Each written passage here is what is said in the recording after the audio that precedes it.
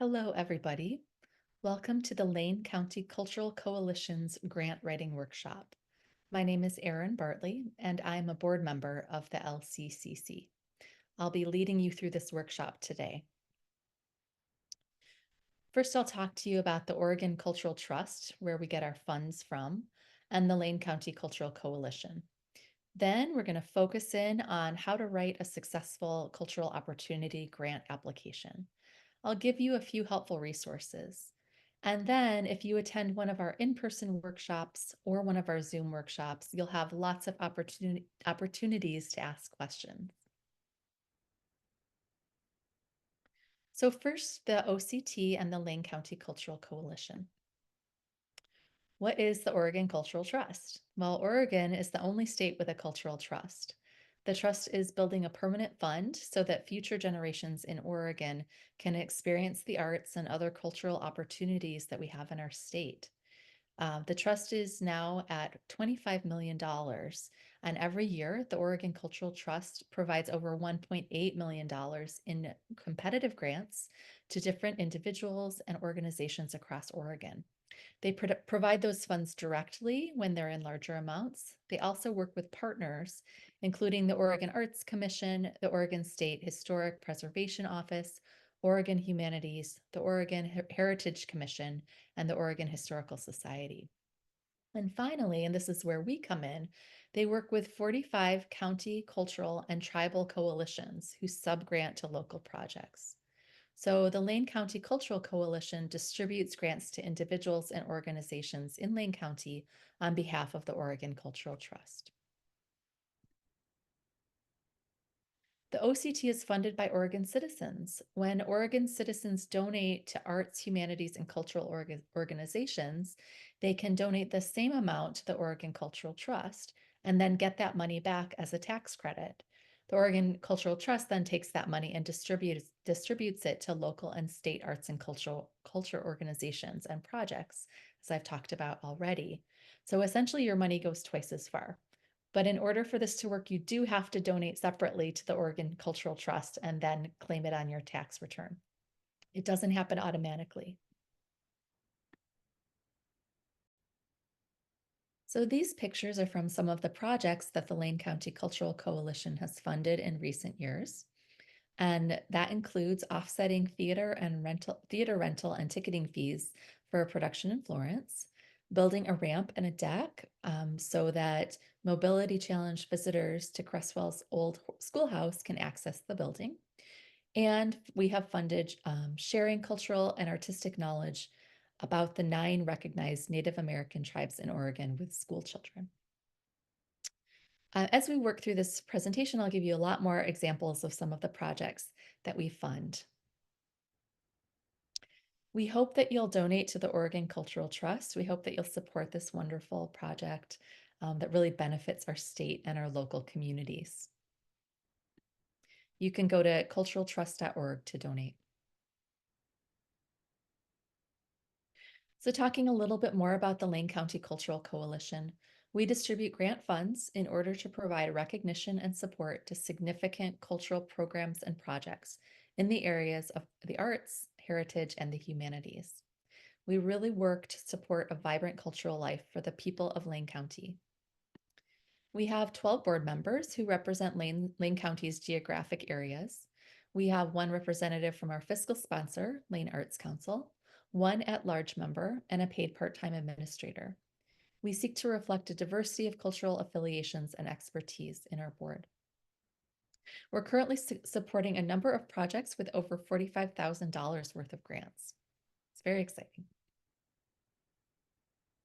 We fund, again, projects that enhance the cultural life of Lane County. We really look for projects with a clear beginning, middle, and end. These should not be ongoing projects. They should take place in the upcoming calendar year. For next year, that would be between January 1st and December 25th, 2025. And requests range from $500 to $2,500. We don't fund over that amount. Here are a couple other projects that we have funded recently. So one of those projects provided funding for a summer camp focused on careers in the museum industry, and that took place at the Shelton McMurphy Johnson House. We have also subsidized booth fees for artists who identify as Black, Indigenous, or other people of color so that they can more easily sell their work at the Whitaker Community Market. Both individuals and organizations are eligible to apply. Organizations could include schools, agencies, government groups, and other groups. They can include both for-profit and nonprofit businesses. You don't have to be a 501c3 or have a fiscal sponsor to apply. I'm giving you a lot of examples of some of the groups and individuals that have applied during this workshop, but you're welcome to go online to see other recipients. These pictures are from Noche Cultural, which is a free event celebrating the history, traditions, and folklore of Mexico. Comunidad y Herencia Cultural wrote the grant to support performers at this festival, and they have successfully written a number of grants, and we're very happy to support them.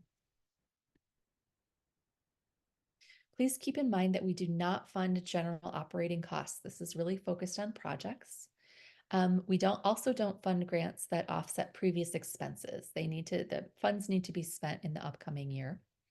We do not fund tuition assistance for college, university, or other formal courses of study. Example, we don't fund you to attend a college, university, or another formal course of study. And we don't fund events or projects whose primary purpose is to raise funds. So we don't fund donor recognition events, solicitation, or grant writing. Finally, we don't fund events or projects whose primary purpose is for a non-cultural cause. We do hope that you apply. This year's deadline is October 15th, 2024 at 5 p.m. Make sure that your application is in on time, ideally early, to make sure that it will be considered. Next, I'm going to talk about how to write a successful cultural opportunity grant application. You can find our grant application online. When you look at that grant application, you will see that there are 4 parts.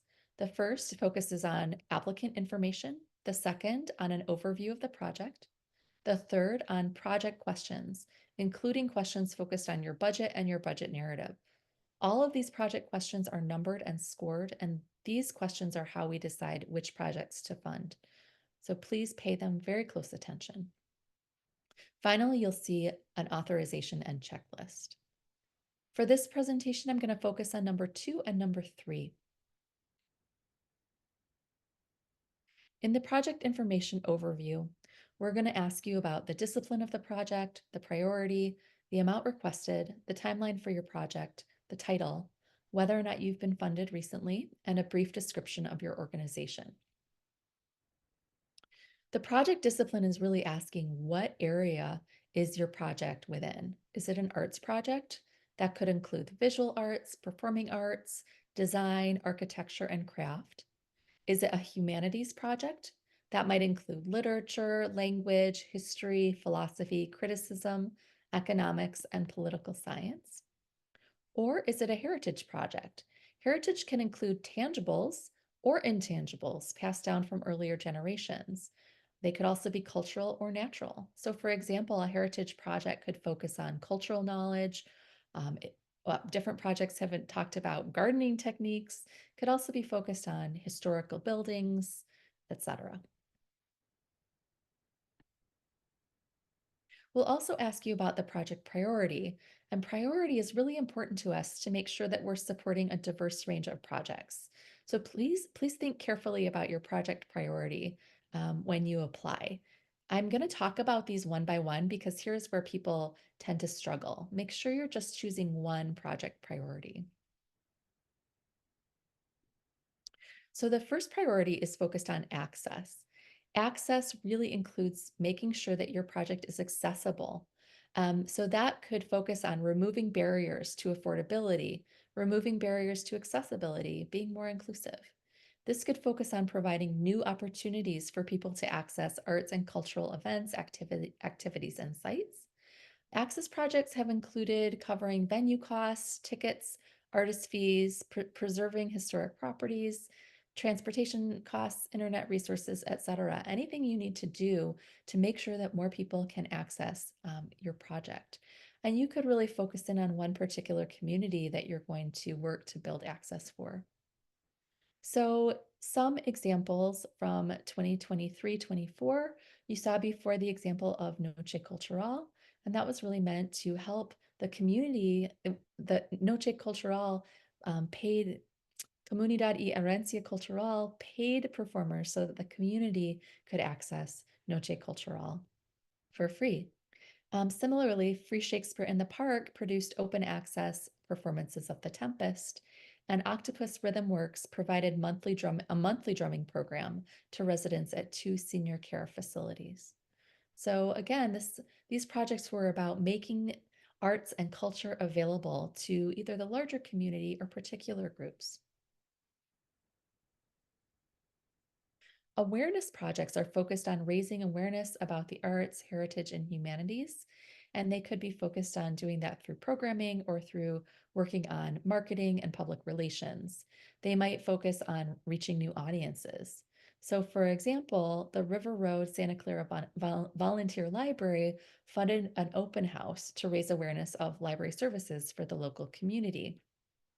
The Disorient Film Festival of Oregon supported filmmakers' attendance at the festival to help with the project's goal of raising awareness of Asian American experiences and perspectives.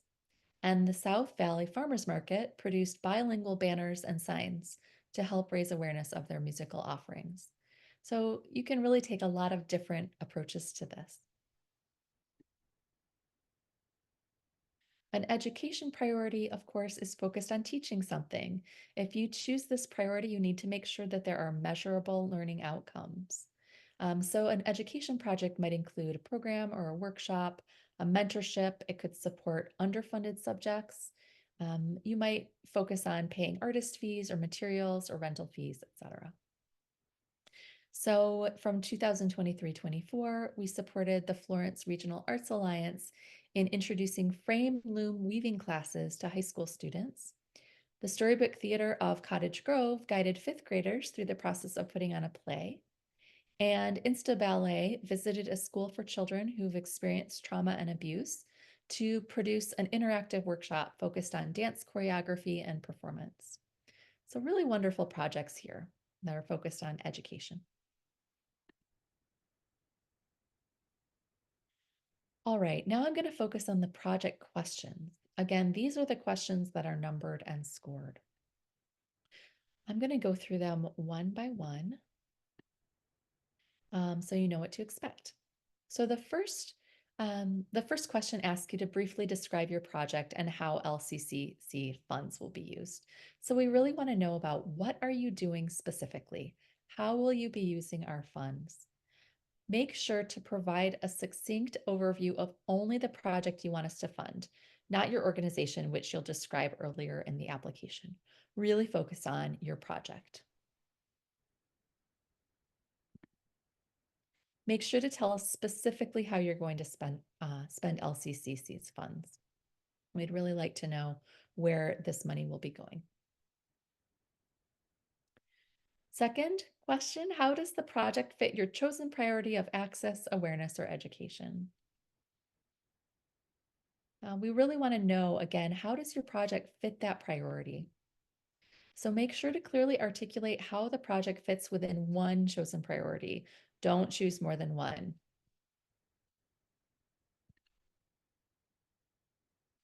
Third, what is the need for the project and the audience it will serve? How did you determine the need for this project?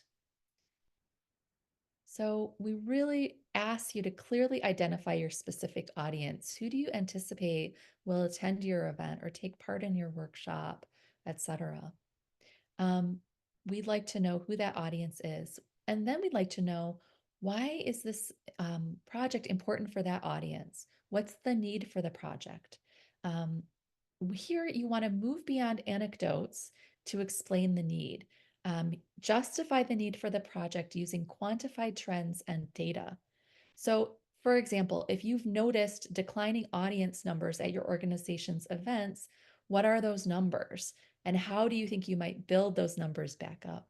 If you believe that increased access to the arts benefits the people you intend to serve, what research can you find to support that claim? So the more you can ground the need for the project in data, the better it will be in explaining to us why we should fund your project. So here's some examples of need statements. On the left, we can see a weak need statement, and I'll read it through. So a weak need statement would be, there are currently no Shakespeare productions in these middle schools. A touring production of Hamlet will ensure there is a production in each school. Well, this tells us that there aren't Shakespeare productions, but it doesn't tell us why it's important to have those Shakespeare productions. So we see on the right a strong need statement that explains why it's important for middle schoolers to access Shakespeare productions. Studies demonstrate that students who see live theater receive higher reading scores, but 90% of the middle school students at these schools have never attended a live performance. This project will bring live theater to an underserved audience, helping to increase students' reading scores. So you can see how that strong needs statement is grounded in research, really explains why this is so important.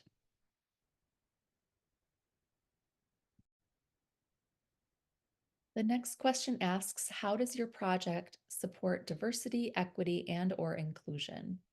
So I'm going to walk through each of these terms and talk a little bit about it.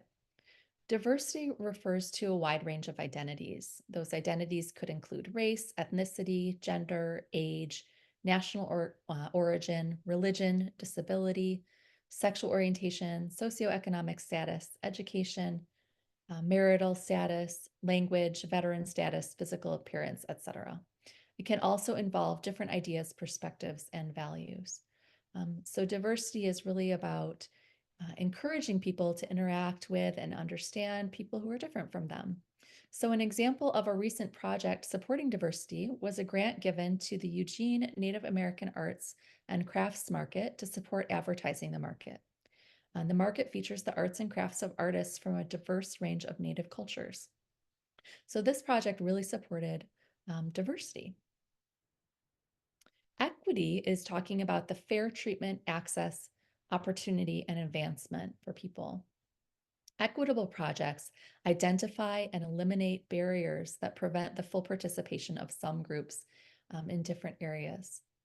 The principle of equity acknowledges that there are historically underserved and underrepresented populations, and that fairness regarding these unbalanced conditions is necessary to provide equal opportunities to all groups. So a recent project supporting equity was a grant awarded to the Eugene Springfield Youth Orchestras, which provided beginning strings instruction to 3rd through 5th graders for free or at very low cost. The program sought in particular to reach low-income students and Latinx students, thereby reducing barriers to participation in music. Finally, inclusion is the act of creating an environment in which any individual or group will be welcomed, respected, supported, and valued as a fully participating member. An inclusive and welcoming climate embraces and respects differences. So a recent project supporting inclusion was a grant awarded to Danceability International, which offered dance classes first to people of all abilities and second to people with disabilities in particular. So in both circumstances, this project reduced feelings of isolation, which some people with disabilities report. I want to point out that your project does not need to support diversity, equity, and inclusion. You are more than welcome and encouraged to really focus on just one and dive into explaining how your project supports that particular theme.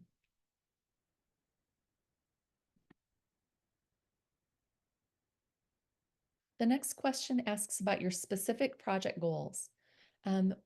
Remember that you want your project goals to be specific to your priority. They should also be specific. They should be measurable and they should be realistic.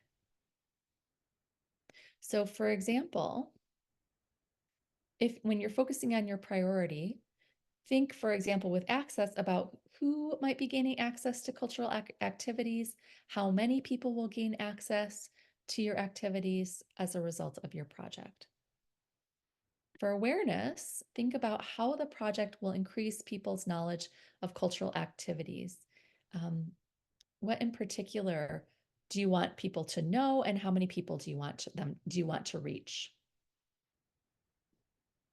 For education, focus on the project's learning outcomes. What particular content, skills, etc., do you want participants to gain knowledge of or familiarity with?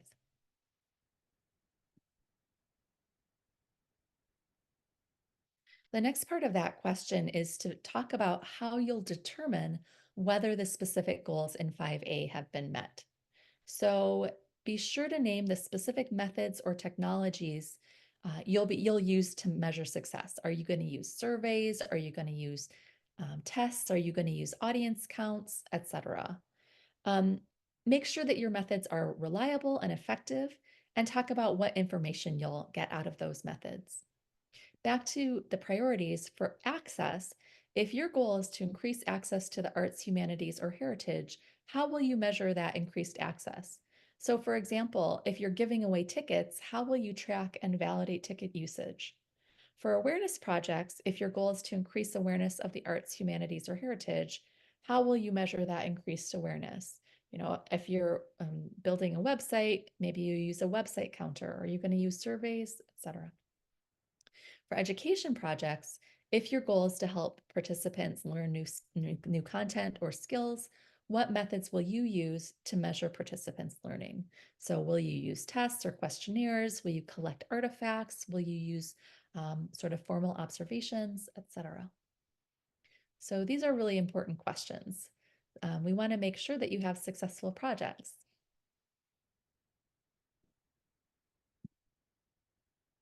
Finally, you're going to talk about your work plan. What are your key dates? What are your benchmarks? What's your timeline? So this is really the when and the how of your project. It's asking you to look ahead and to think about the specific steps that are required for you to complete your project. Please make sure that your work plan is comprehensive, reasonable, and manageable. Please be specific with key dates and project benchmarks. And remember that grant funds are designated for expenditures made between January 1st and December 31st, 2025.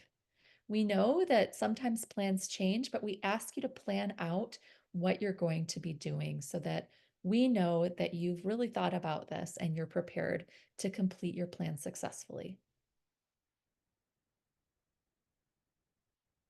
Number 7 asks, what resources have you already secured to complete your project? So there's lots of different resources you could think about. Maybe you have a lot of professional expertise, organizational capacity, and experience. Maybe you have a whole set of volunteers who are going to help you complete this project. Do you have a facility or a venue? Have you secured any other funding for this project? What kind of partnerships or collaborators do you have? And then if you have a proven track record for this kind of project, that's great to share. Finally, we're going to ask you about your budget and your budget narrative. This is what the budget plan part of the application looks like. It's hard to see right here, but you can look at it in more detail when you look at the grant application. But mainly there's going to be 2 pages, one focused on the project revenue and one page focused on project expenses. What you're going to find is a total project revenue and total project expenses, where you add up everything from each column or set of columns. And the total project revenue and the total project expenses should match. So make sure that those balance out. If you see that there are different numbers, then you're going to have to go back and see what's going on. Notice that there is an other category. And if you're talking about something that is an other category, make sure that you're specific. You can add a description here to be more specific. On the revenue part, please include other grants or your own or your organization's investments in the project. You don't have to have matching funds, but if you do, then that'll demonstrate your or your organization's commitment to the project. Notice that for revenue, there's a column that says projected and a column that says confirmed. So you might project that you're going to get a particular grant, but you're not sure, and then you check projected. If you know for sure you're getting another grant, you can check confirmed, but make sure you're choosing the correct column. And then you're going to talk about whether your revenue is cash or in kind. And I'm going to talk about that right now. What does in kind mean?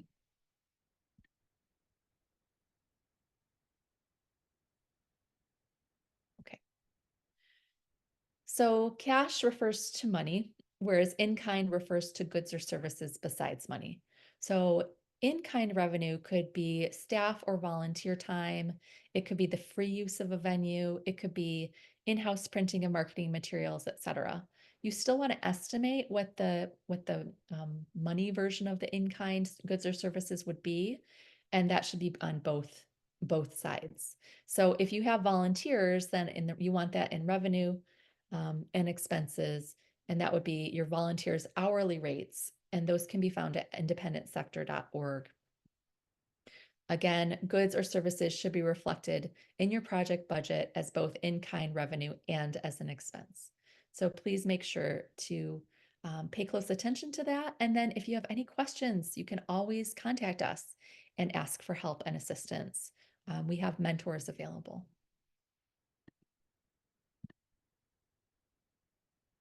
Now, if on your budget, you show us all the numbers, in your budget narrative, that's where you explain the details. When you're talking about your budget, talking through your budget in your budget narrative, please reference specific line items from your budget. Let us know if you're receiving any discounts or special rates. Really explain to us how you're imagining these numbers. Again, if you have grants or other funding sources or significant in-kind donations, please explain those. Again, just as with the budget, make sure that the numbers in your budget and your budget narrative match, right? Just go over those to make sure that it's really clear that you know what you're trying to say so that we're not more confused after reading the budget narrative. And just focus on the budget. You don't have to include information that's not relevant to the budget.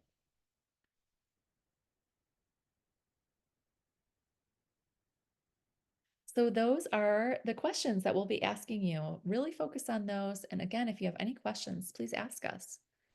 Once you've completed the particular questions, then you'll finish up the application by completing the checklist at the end of the application. And we ask also that you proofread your work. The fillable application form doesn't spell check for you, so make sure to run your answers through another spell check program. Make sure as well to check your numbers. We recommend downloading the application form and filling it out like that instead of filling it out online. Once it's complete, you're going to fill out, you're going to email the grant application to laneculture@lanearts.org. Make sure that you've included the complete grant application, including the budget narrative. Make sure you've included a copy of your organizational budget. If you have a venue secured, please include a statement of commitment if that's applicable. Please only include requested items. We don't need any other information from you. And then we're happy to accept these applications in person or through mail, but you need to make sure that you submit again by 5 p.m. on October 15th. So please keep that deadline in mind.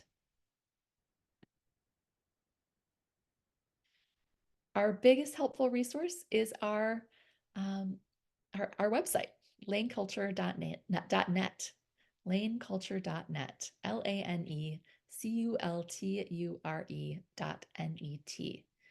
On that website, you can find, of course, this PowerPoint. You can find our application and our guidelines. You can also find a detailed scoring rubric that's available on the guidelines and application page under the grants heading. And that's where you can see exactly what we're looking for when we're scoring the different grant applications. And again, you can find information about the projects that we've previously funded. You are also welcome to email us. You can email us at laneculture@lanearts.org. And you can request to be matched with a coalition member who can provide a one-time consultation on your project or application. So We look forward to hearing from you, and we encourage you to contact us if you have any questions or would like some support. And again, if you attend one of our workshops, you're welcome to ask any questions that you have. Thank you so much, and good luck with the grant writing.